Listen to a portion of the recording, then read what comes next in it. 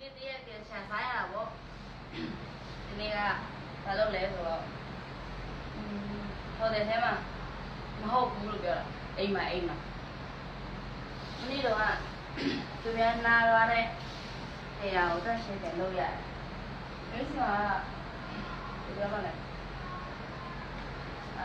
အခုကလည်းဒီဘက်မှာကလည်းဘယ်လိုအခြေအနေလဲမသိဘူး။အဲကြောင့်ဝန်ထမ်းတွေကလုံလောက်မထထားအောင်လိုအပ်တဲ့နေရာကိုလုပ်ရပါ့။လိုက်ပြီးလုပ်ရတာပါ။မမေးကအခိခံလေးပါ။